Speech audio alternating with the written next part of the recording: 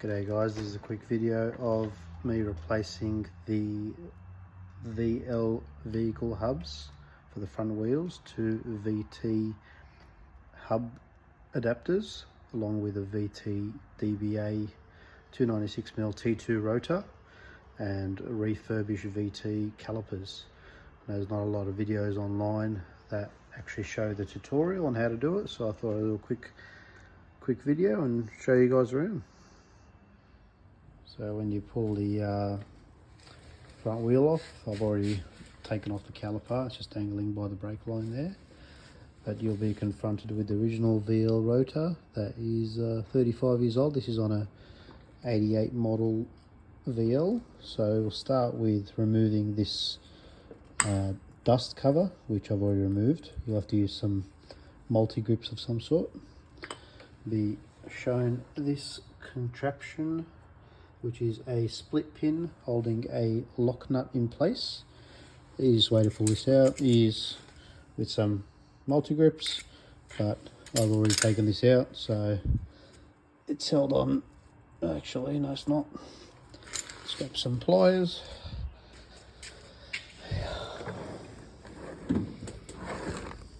And there we go. Grab some pliers, yank it out, and you probably got to get another new split pin for that. And then you get a 27mm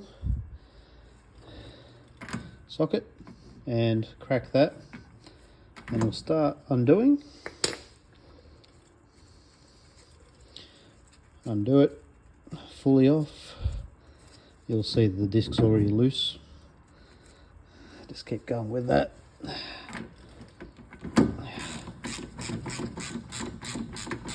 Now just take note of the orientation that this disc comes off. The nut comes off. Okay. So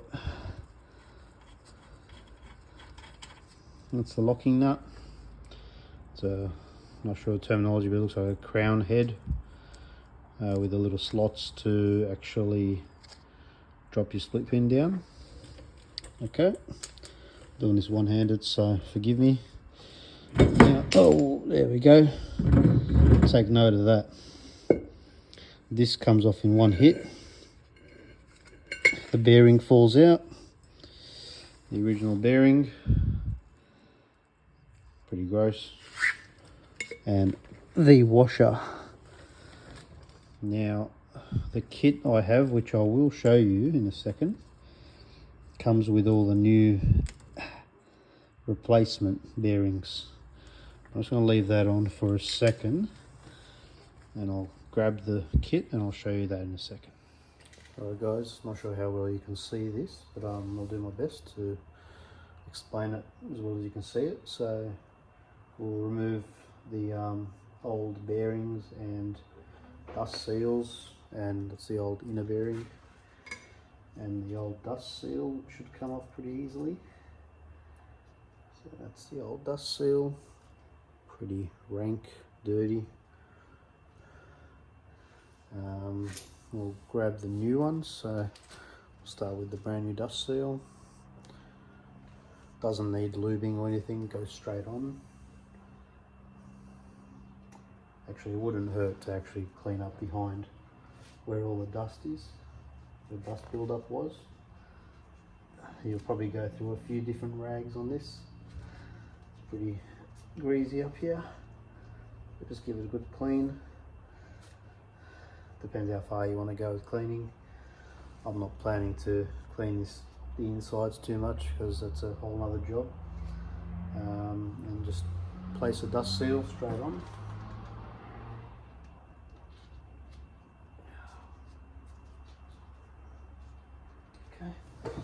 Next is your large bearing, so I'll grab that out of the bag.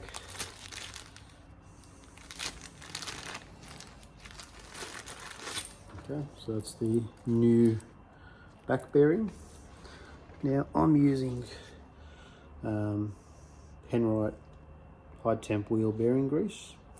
It's about $20 from Super Cheap.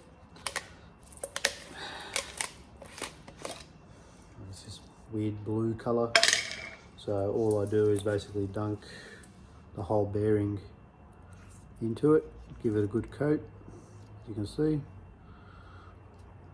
There's never too much lube on wheel bearings.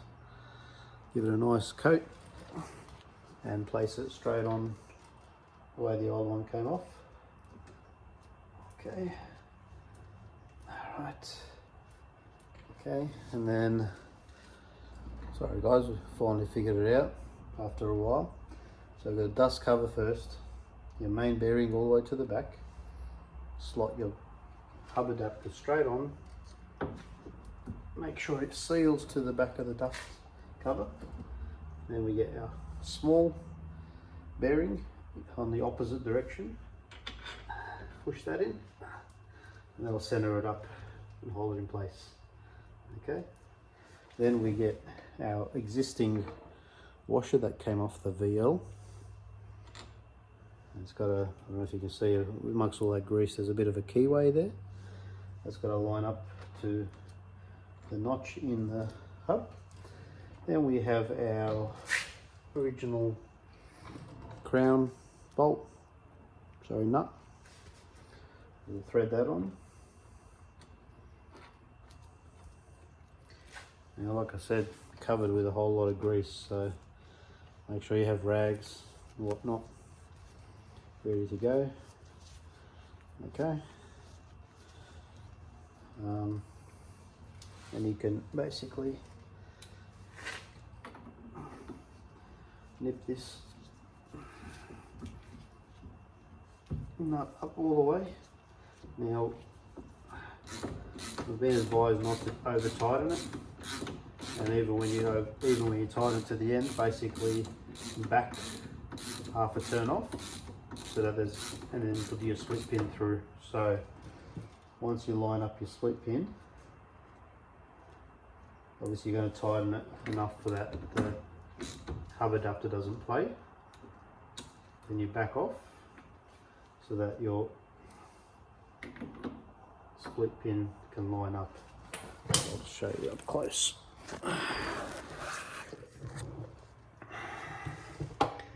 So see the top there, that's where your split pin is supposed to go, but basically it's tight, it's not going anywhere, and that's it. That's your hub adapter on. Make sure it spins freely, no resistance. There might be a little bit of resistance from the grease and the fact that it's a new hub, but basically it shouldn't play, yet it should freely spin. So that's it, and then clean up all the grease. Like I said, there's a lot of it. Keep it clean. Now you can also put the original dust cap back on.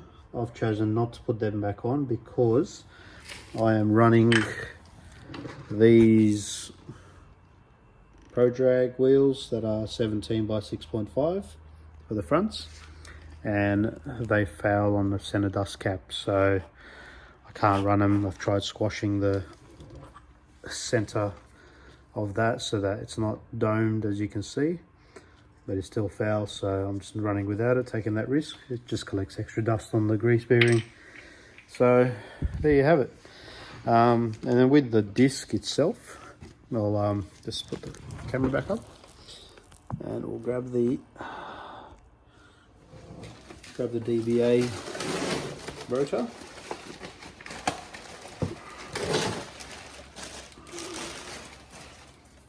So there you have it, T2 Slotted 296mm VT.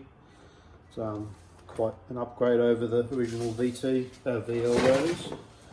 And all they do is basically line up and slot straight on, and they are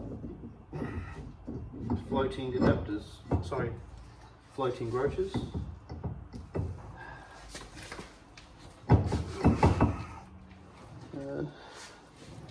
Bit of persuasion.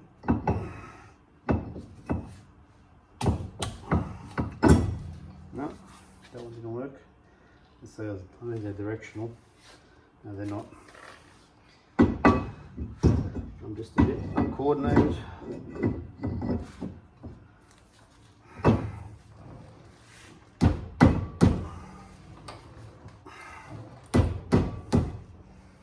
To give that bit of gentle persuasion.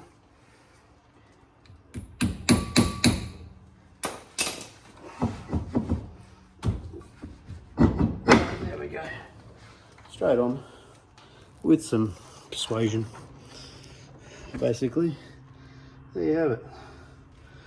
VL or either VT Castlemaine rod shop hub adapters and DBA T2 front rotors. Now I also have the actual calipers.